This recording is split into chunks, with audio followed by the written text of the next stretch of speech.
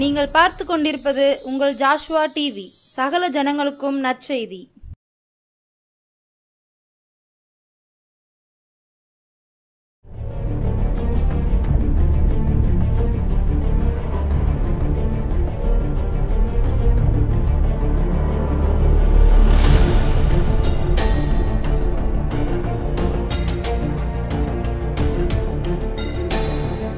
கர்த்தருடைய பரிசுத்த நாமத்துக்கு ஸ்தோத்திரம் உண்டாவதாக.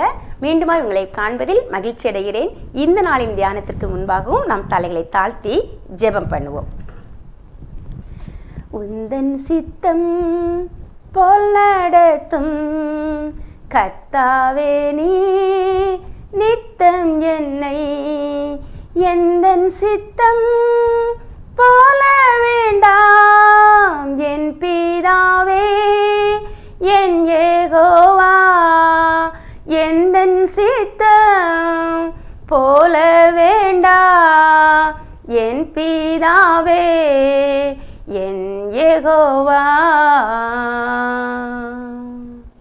நன்றி தகப்பனே, உம்மை நன்றியோடு துதிக்கிறோம், ஸ்தோத்தரிக்கிறப்பா. உம்முடைய சித்தத்தின்படி செய்ய இதோ வருகிறேன் என்று சொல்லி பிதாவின் சித்தத்தை நிறைவேற்ற புறப்பட்டு உலகத்திற்கு வந்த அன்பு இரட்சகராம் இயேசு கிறிஸ்துவே, உம்மை நன்றியோடு துதிக்கிறோம், ஸ்தோத்தரிக்கிறப்பா. உம்மை போல வாழ, உம்மை போல ஜீவிக்க எங்களை நீர் தகுதிப்படுத்துங்க. இந்த நாளிலும் கூட தகப்பன அப்பா, நீர் எங்களுக்கு கற்றுத்தாங்க, கடைபிடிக்க உதவி செய்யுங்க. இயேசுவின் இன்ப நாமத்தில் ஜெபிக்கிறோம் நல்ல பிதாவே, ஆமேன்.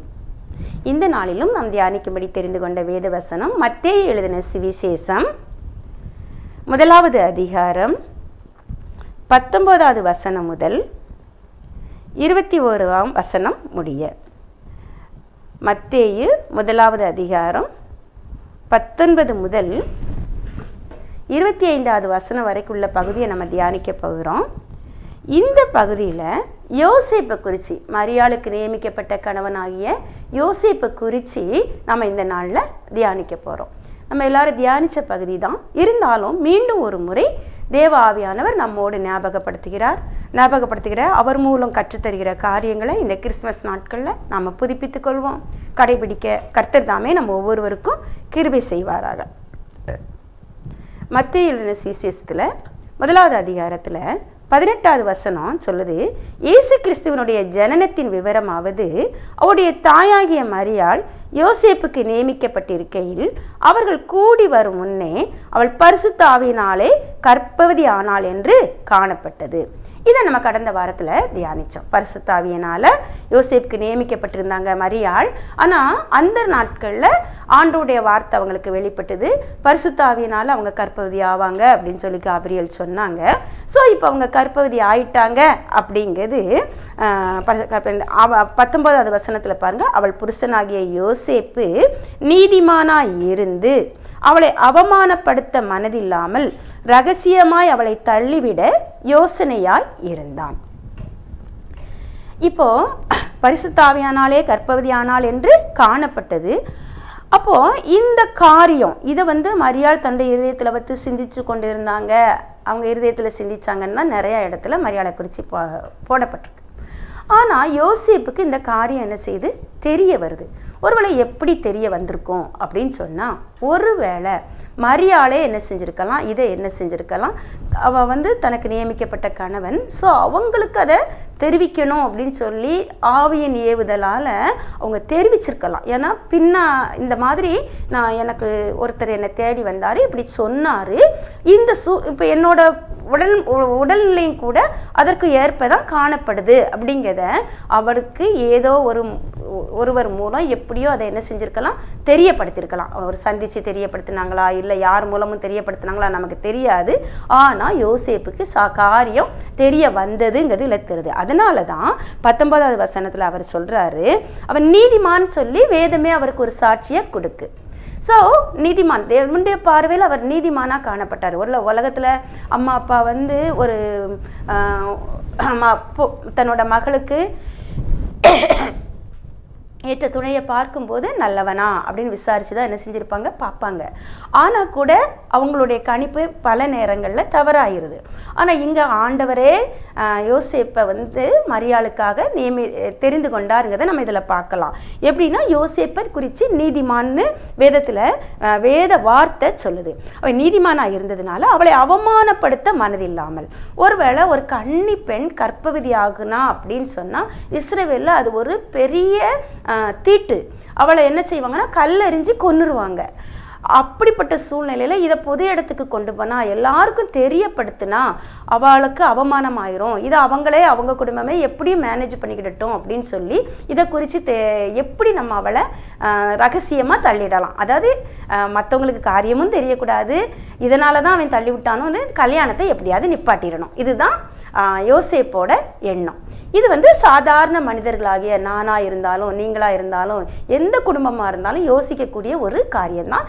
இது மனித அறிவில் வந்து தவறானதே கிடையாது, யாராலும் ஏற்றுக்கொள்ள முடியாத ஒரு காரியம். ஸோ அவன் தள்ளிவிட யோசனையாக இருந்தது தவறும் இல்லை. அப்போது என்ன செய்யலாம், அவன் இருதயத்தில் பலவிதமான யோசனைகள், இப்படி செய்யலாமா, அப்படி செய்யலாமா, அதை காரணமாக செய்யலாமா, இதை காரணமாக செய்யலாமா, இல்லை நாம் எங்கேயாவது ஓடி போயிடலாமா கூட என்ன செஞ்சுருப்பான், அவன் தான் மேலே பழியை ஏற்றுக்கிட்டு ஓடி போயிடலாமான்னு கூட அவன் என்ன செஞ்சுருக்கலாம், யோசிச்சிருக்கலாம். திருமண காலம் வரோம்னா நம்ம எங்கேயாவது தப்பிச்சு போயிடணும் அப்படின்னு சொல்லலாம். பலவிதமாக யோசனையாக இருக்கையில் 20வது வசனத்தில் பாருங்க, அவன் இப்படி சிந்தித்து கொண்டிருக்கையில் கர்த்தருடைய தூதன் சொப்பனத்தில் அவனுக்கு காணப்பட்டு, தாவீதின் குமாரனாகிய யோசேப்பே, உன் மனைவியாகிய மரியாளை சேர்த்து கொள்ள ஐயப்படாதே, அவளிடத்தில் உற்பத்தியாக இருக்கிறது பரிசுத்த ஆவியினால் உண்டானது. இப்போ அவன் அப்படி யோசித்துக்கிட்டே பலவிதமான எண்ணங்களோட தூங்கிட்டான். தூங்கின போது தூக்கத்தில் சொப்பனத்தில் தூதன் என்ன செய்கிறாரு, அவருக்கு மரியாளோடு பேசின மரியாள்கிட்ட பிரத்யட்சமாக பேசின தேவதூதன் இப்போது யோசேப்புக்கிட்ட எப்படி பேசுகிறாரு, சொப்பனத்தில் பேசுகிறாரு. அவள் சொல்கிறா, என்னோட்ட வந்து ஒரு தூதன் தான் பேசினாருங்கிறது கட்டாயம் என்ன செஞ்சுருக்கோம், தூதன் மூலம்தான் இந்த செய்தி அறிவிக்கப்பட்டது மரியாளுக்குங்கிறது யோசேப்புக்கு தெரிஞ்சிருக்கும். அதே தூதன் அதே ஒருவேளை நிச்சயம் அடையாளம்லாம் சொல்லியிருந்திருப்பாங்க. அந்த சொப்பனத்தில் காணப்பட்டு அவர் என்ன சொல்கிறாரு யோசேப்புக்கிட்ட, யோசேப்பே நீ மரியாளை சேர்த்துக்கொள்ள ஐயப்படாத, சந்தேகப்படாத, நீ மரியாள் மேலே எந்த சந்தேகமும் பட வேண்டாம். ஏன்னா மாம்சத்தில் 1000 சந்தேகம் வரும். அவள் சொல்கிறது உண்மையா பொய்யா, இல்லை வேற எதையாவது இப்படி கதை கட்டுறாங்களா, கட்டுக்கதை விடுறாங்களா, இதெல்லாம் நம்ம என்ன, ஏன்னா நிச்சயம் உலகம் சொல்ல நம்ம என்ன காதலியா பூ வச்சிருக்கோம், இதெல்லாம் நடக்கிற காரியமா, இப்படிலாம் என்ன செஞ்சுருக்கோம் சொல்லியிருக்கோம். ஆனால் தேவனா செங்கடலை 2ஆக பிரித்தவர். ஆனால் மரியாள் எப்படி அதை ஏற்றுக்கொண்டா, செங்கடலை 2 அவர் பிரிச்சாரு, யோர்தானை குவியலா குவிச்சாரு, எரிகோ மதிலை இடிச்சாரு, வனாந்திரத்தில் இஸ்ரேல் ஜனங்களை நடத்தினவர், ராஜாக்களோட காலத்தில் யுத்தங்களில் ஜெயத்தை தந்தவருங்கிறதெல்லாம் நம்ம அற்புதம் ஆச்சரியம் 1000 தினம் தியானிச்சாலும் முடிவில்லாத அற்புதங்களை நம்ம வேதத்தில் பழைய ஏற்பாட்டில் தியானிக்கலாம். இதெல்லாம் மரியாள் அறிஞ்சிருந்ததுனால தான் தேவனால கூடாத காரியம் ஒன்று இல்லைன்னு சொன்னோன்னா அவள் வார்த்தைக்கு தன்னை அர்ப்பணிச்சிட்டா. இப்போ அடுத்த போராட்டம் யாருக்கு அப்படின்னா யோசேப்புக்குள்ள இந்த போராட்டம் வரும்போது யோசேப்புக்கிட்டேயும் தேவதூதன் வந்து சொல்றாரு, சந்தேகப்படாத, இதெல்லாம் நான் தான் போய் மரியாளுக்கு அறிவிச்சேன், மரியாளோட வயிற்றில் உண்டாயிருக்கிற கற்பம் மனுஷரால் உண்டானது அல்ல, அது பரிசுத்த ஆவியினால் உண்டானது அப்படின்னு சொல்லி போய் என்ன செஞ்சாரு, அவளுக்கு அறிவிச்ச போது சொல்லிட்டு அதுக்கப்புறம் நிறைய சொல்றாரு. தொடர்ந்து பைபிளில் உள்ள எல்லா காரியத்தையும் அவருக்கு இயேசு என்று பேரிடுவாயாக, நீ பிறக்க போற பிள்ளைக்கு இயேசுன்னு பேரிடணும், அந்த பொறுப்பை நான் அவருக்கு கொடுத்துருக்கேங்கிறத அங்க தூதன் என்ன செய்யறாரு, இதெல்லாம் அவர் என்ன செய்யல மரியாள் கிட்ட சொல்லலை, உனக்கு ஒரு குழந்தை பிறக்கும், அந்த பிள்ளைக்கு இயேசுன்னு பேரிடணுங்க வார்த்தை பொறுப்பை ஆண்டவர் மரியாள் கிட்ட கொடுக்கல, யோசேப்பு கிட்ட கொடுத்தாரு. அடுத்தால சொல்றாரு, இதை ஒரு கன்னிகை கர்ப்பவதியாகி ஒரு குமாரனை பெறுவாள், அவருக்கு இம்மானுவேல் என்று பேரிடுவார்கள் என்று சொன்னான். இம்மானுவேல் என்பது தேவன் என்று அர்த்தமாம் என்கிற எல்லாத்தையும் பழைய ஏற்பாட்டில் உள்ள எல்லா தீர்க்க தரிசனங்களையும் ஆண்டவர் ஞாபகப்படுத்துறாரு. அவனுக்கு ஒரு பொறுப்பை அதாவது மரியாளை இயேசுவை சுமக்க நான் சுமந்து இந்த உலகத்துக்கு அழிக்க நான் தெரிந்து கொண்டேன். ஒரு கன்னியோட கற்பை எனக்கு தேவை, ஆனால் அந்த இயேசுவானவரை வளர்த்து ஆளாக்க எனக்கு ஒரு பாத்திரம் தேவை, அதுதான் நீ அப்படிங்கிறத, அதுக்கு ஏற்ற நீதிமானா நான் உன்னை கண்டேங்கிறத யோசேப்பிட்ட போய் ஆண்டவர் சொன்ன உடனே அந்த வார்த்தைக்கு தன்னை அவன் என்ன செஞ்சிட்டான், அப்படியே அர்ப்பணிச்சிட்டான். பாருங்க, காலையில் 24வது வசனம், யோசேப்பு நித்திரை தெளிந்து எழுந்து கர்த்தருடைய தூதன் தனக்கு கட்டளையிட்டபடியே தன் மனைவியை சேர்த்து கொண்டு.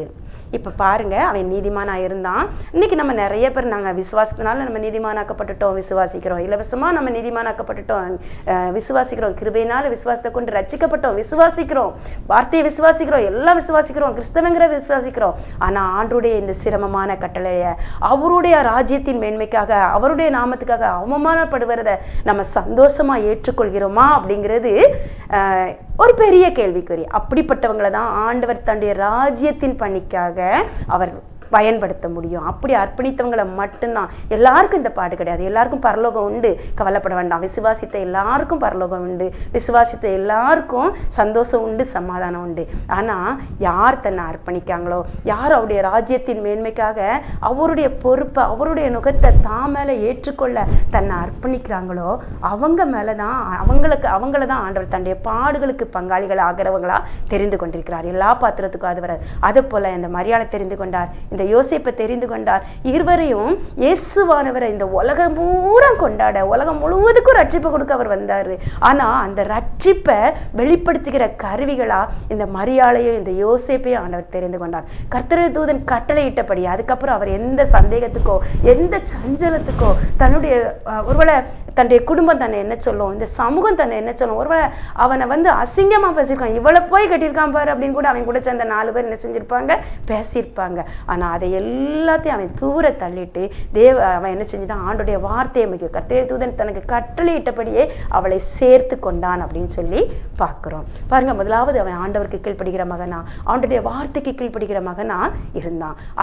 அதை போல நாமும் நம்முடைய வாழ்க்கையில ஆண்டுடைய ராஜ்ய பணிக்காக நம்ம அப்படியே ஆண்டுடைய வார்த்தைக்கு கீழ்ப்படுகிறவளா, ஆண்டுடைய சத்தம் நமக்கு வரும்போது ஆண்டுடைய திருச்சத்தத்தை கேட்கக்கூடிய அளவுக்கு, ஒருவேளை நேரடியாலாம் பேசல, அற்புத அடையாளமாலாம் அவர் பேசல, கனவுல வந்த வார்த்தைக்கு அவன் கட்டுப்படுகிறவனா காணப்பட்டான்.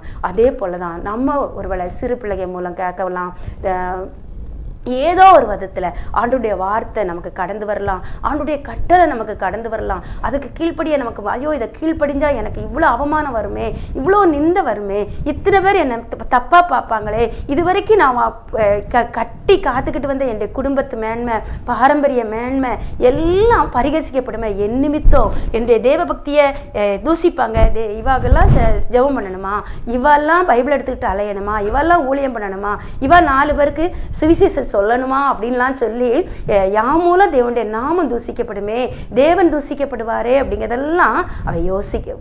ஒருவேளை இதெல்லாம் மரியாளோட இருதயத்திலையும் வந்திருக்கும், யோசேப்போட இருதயத்திலையும் வந்திருக்கும். ஆனால் ஆண்டவர் சொல்லிட்டாரு, என்னுடைய அதனால தான் பின்னாட்களில் இருக்கு, சீசர்களை குறித்து இருக்கு, என் நாமத்திற்காக அவங்க அவமானப்படுகிறதையும் சந்தோஷமா எண்ணினாங்க அப்படின்னு சொல்லி.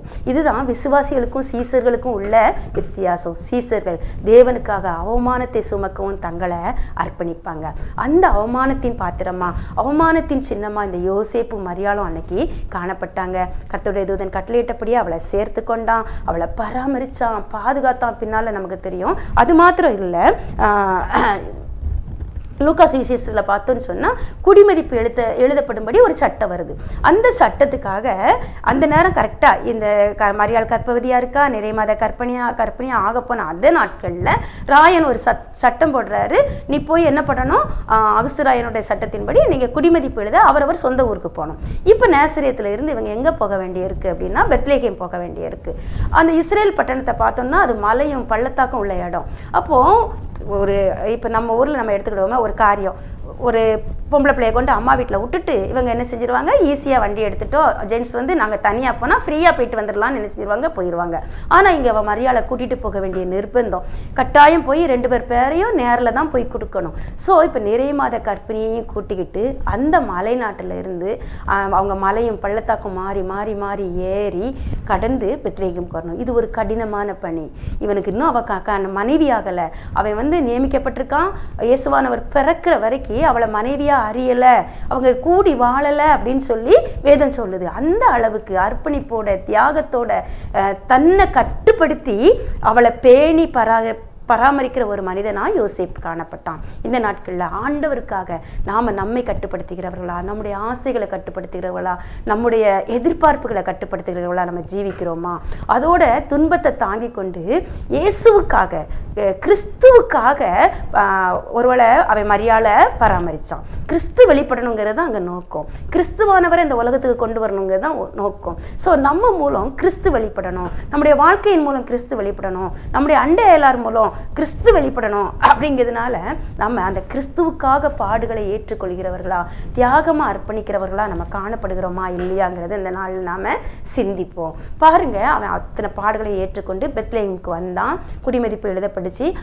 இதுக்கு இன்னொரு காரணம் என்ன அப்படின்னு சொன்னால், பெத்லேஹேமில் தான் ஆண்டவர் பிறக்கணுங்கிறது முன்னாடியே தீர்க்க தரிசனம் இருக்குது, மீகா புத்தகத்தில் இருக்குது, மீகா தீர்க்கதரிசி புத்தகத்தில். ஸோ அந்த தீர்க்க தரிசனம் நிறைவேறும்படி இன்னும் பார்த்தோன்னு சொன்னால், அவரை இந்த யோசேப்புக்கு இந்த ஒரு பாடு மட்டும் இல்லை, அந்த பிள்ளை பிறந்துடுச்சு. பெத்லேஹேமில் பிறந்து இருக்கும்போது பிள்ளையை கொலை செய்ய ஏரோது ராஜா தேடுறாரு. இப்போ பிள்ளையை தூக்கிக்கிட்டு எகிப்துக்கு ஓட வேண்டியிருக்கு.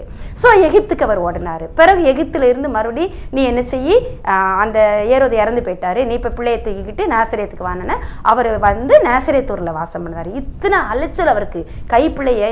கைப்பிள்ளையோட தாயையும் கூட்டிக் கொண்டு எந்த விதமான வாகன வசதிகளோ எதுவோ இல்லாத நாட்களில் ஒருவேளை அந்த இஸ்ரேல்லேருந்து எகிப்து வரைக்கும் உள்ள அந்த வழிப்பிரயாணத்தை பார்த்தீங்க அப்படின்னா, நம்மளால் ஒரு நாள் 1 மணி நேரம் கூட அந்த பகுதியில் நம்மளை வாழவும் முடியாது, வழிப்பிரயாணம் செய்யவும் முடியாது. அப்படிப்பட்ட ஒரு மோசமான ஒரு பாலைவனமாக, வனாந்தரமாக, முள்செடி கூட இல்லாத ஒரு வனாந்தரமாக என்ன செய்து காணப்படுது. அந்த வனாந்தரத்தில் அவரோட பிரயாணத்தை பண்ணி அந்த இயேசுவானவர் அவர் பத்திரமா பாதுகாத்து என்ன செஞ்சார், இந்த உலகத்துக்கு அவரை வளர்த்து ஆளாக்குனார் தியாகமாக. இதுக்கெல்லாம் பாருங்கள், இன்னொன்று அந்த குடிமதிப்பு எழுதும்படி சட்டம் வந்தது வந்து ராஜாவோட சட்டம், அரச சட்டம். அந்த அரசு சட்டத்துக்கும் அவர் கீழ்ப்படிந்தவராக காணப்பட்டார். ஸோ ஒரு நீதிமான் அப்படிங்கிறது கடவுளுக்கு கீழ்ப்படியணும், பெரியவங்களுக்கு கீழ்ப்படியணும், பெரியவரை மற்றவங்களை மதிக்கணும், அதே நேரத்தில் அரசு சட்டத்தை மதித்து கீழ்ப்படியக்கூடவராக காணப்பட்டார். எந்த சூழ்நிலையில் எல்லா நேரமும் இந்த நடத்துதல் வந்து அவருக்கு சொப்பனத்தில் தான் வந்துச்சு. சொப்பனத்தில் தேவதூதன் காணப்பட்டு, சொப்பனத்தில் தேவதூதன் காணப்பட்டுன்னு தான் சொல்லப்பட்டிருக்கு. அத்தனைக்கு அவர் கீழ்ப்படிஞ்சு எகிப்துக்கு தூக்கிட்டு போனார். எகிப்திலிருந்து நாசரேத்துக்கு வந்தார். எல்லா இடத்துலையும் அந்த குழந்தை இயேசுவை அவர் காப்பாற்றி வளர்க்கிறவராக காணப்பட்டார். ஒருவேளை இந்த நாட்களில் இந்த உலகத்துக்கு நம்ம இயேசுவை அறிமுகப்படுத்துறதும் வெளிப்படுத்தி குழந்தை இயேசுவை அவங்களும் ஏற்றுக்கொண்டிருந்தாங்க. ஆனால் இன்னைக்கு பிரஜாதிகள் ஏற்றுக்கொண்டு அவங்க இருதயத்தில் இருக்க இயேசு எப்படிப்பட்டவராக இருப்பார்னா, குழந்தைய போல இருப்பார். அந்த குழந்தைய வளர்த்து ஆளாக்க வேண்டிய பொறுப்பு விசுவாசி எப்படி யோசேப்புக்கும் மரியாளுக்கும் இருந்துச்சோ அதே போல் விசுவாசிகளாகிய நமக்கும் இருக்குது. ஆனால் அநேக நேரம் இன்னுக்கும் அந்த இயேசுவானவரை என்னைக்கு அவங்க ஏற்றுக்கொண்டாங்களோ அன்னைக்கு குழந்தை போல் அவங்க உள்ளத்தில் இருக்க அந்த விசுவாசத்தை ஒழிச்சிற, இயேசு கிறிஸ்து மேலே இருக்க விசுவாசத்தை ஒழிச்சிற இந்த உலகத்தில் சத்துரு பிசாசு கெர்ச்சிக்கிற சிங்கம் போல் வகை தேடி சுற்றி தெரியுதான். அவங்களுக்கு இடத்துல கொண்டாந்து போடுதான். கிறிஸ்தவங்களை குறித்து, கிறிஸ்தவத்தை குறித்து தவறான அபிப்பிராயத்தை இன்னைக்கு உலகம் பூரா இயேசுவை ஏற்றுக்கொண்டுச்சு. அவங்க எல்லாருடைய உள்ளத்திலும் இயேசுவானவர் குழந்தையா இருக்காரு. ஆனா அந்த குழந்தையை கொல்லதுக்கு வகை தேடி ஏரோதின் ஆவியை இன்னைக்கு உலகம் பூரா சுத்தி வருது. விசுவாசிகளாகிய நாம் அந்த குழந்தையை காப்பாற்று, அந்த பிரஜாதிகளுடைய உள்ளத்தில் குழந்தையா இருக்கிற அந்த இயேசுவை காப்பாற்றி வளர்த்து ஆளாக்கக்கூடிய கடமை விசுவாசிகளாகிய நம்ம ஒவ்வொருத்தருக்கும் இருக்கு. யோசேப்பை போல பாடுகளை ஏற்றுக்கொண்டு, யோசேப்பை போல தியாகம் பண்ணி, யோசேப்பை போல சந்தேகத்துக்கு இடம் விடாம, யோசேப்பை போல உலக கௌரவத்துக்கும் உலக கனத்துக்கும் உலக மேன்மைக்கும் இடம் விடாம அந்த மரியாதை அவர் எப்படி போற்றி பாதுகாத்து பராமரித்து குழந்தை இயேசுக்கு கஷ்டத்தை அனுபவிச்சாரோ அவர் வளர்த்து ஆளாக்க, அதே போல ஆண்டவருக்காக நம்ம கஷ்ட நஷ்டங்களை இஷ்டங்களாக ஏற்றுக்கொண்டு இந்த உலகத்துக்கு அவரை வெளிப்படுத்த, அவரை ஆளாக்கி கொடுக்க, உலக மக்கள் மத்தியில் இன்னும் விசுவாசத்தை வளர்த்து அவங்களுக்குள்ள அவர் குமாரன் ஆயிட்டார்னா அவங்க ஆயிரங்களை பாதுகாக்க புறப்பட்டுருவாங்க. அந்த மேன்மையான கடமை நமக்கு இருக்குங்கிறத உணர்ந்து நாம் இந்த நாட்களில் நம்ம ஆண்டவருக்கு யோசேப்பை போல நம்ம அர்ப்பணிப்போம். உலக சட்டத்திட்டங்களுக்கும் கீழ்ப்படிவோம், உன்னதருடைய சட்டத்திட்டங்களுக்கு உடனடியாக கீழ்ப்படிவோம். அவன் உடனே சேர்த்துக்கிட்டான், வேற யார்கிட்டையும் போய் ஆலோசனை கேட்கல. ஆண்டோடைய ஆலோசனைக்கு அப்படியே கீழ்ப்படிஞ்சு, அப்படியே உடனே கீழ்ப்படிஞ்சு மரியாளை சேர்த்து கொண்டு அவனோட வாழ்ந்து அவரோட இயேசுவானவர் சிலுவையில் மரித்த போது யோசேப்பு உயிரோட இல்லை. என்னைக்கு அவரை குமாரனாக்கினாரோ அன்னைக்கு அவருடைய கடமை அவர் நிறைவேற்றி கடவுள்கிட்ட அவர் கடந்து போயிட்டாரு. உலகத்தில் மரியாளும் ஜீசஸும் தான் இருந்தாங்க. ஸோ அவருக்கு கொடுக்கப்பட்ட பொறுப்பை நிறைவேற்றினவராக அவர் தேவ சமூகத்துக்கு போய் சேர்ந்தார். நாமும் நம்முடைய வாழ்க்கையில் இந்த நாட்களில் யோசேப்பு போல அவருடைய திருச்சித்தத்தை நிறைவேற்ற என்ன நான் அர்ப்பணிக்கிறேன்னு சொல்லி நம்ம அர்ப்பணிப்போம். தலைகளை தாழ்த்தி ஜெபம் பண்ணுவோம். ஆசை பாசம் பற்று அனைத்தையும் பீடத்தில் ஆயனை நான் படைத்தேன். ஆசை பாசம் பற்று அனைத்தையும் பீடத்தில் ஆயனை நான் படைத்தேன். மோசவழிதனை முற்றும் அகற்றியன் முன்னவானினை தோழுவே. மோசவழிதனை முற்றும் அகற்றியன் முன்னவானினை தோழுவே. நன்றி இயேசப்பா, நன்றியோடு துதிக்கிறோம், ஸ்தோத்திரிக்கிறோம். யோசேப்பின் மூலம் கற்றுத்தந்தவரே நன்றியோடு துதிக்கிறோம், ஸ்தோத்திரிக்கிறோப்பா. ஆண்டவரே, யோசேப்பை முன்னறிந்தவர், முன்குறித்தவர். ஆண்டவரே, என்ன நோக்கத்திற்காக யோசேப்பை இந்த உலகத்திற்கு நீர் அனுப்பினீரோ அந்த தெய்வீக நோக்கம் நிறைவேற நீர் அவரை வழிநடத்தினீர். மறுவாளுக்கு கணவனாய் நீர் அவனை தெரிந்து கொண்டீர்.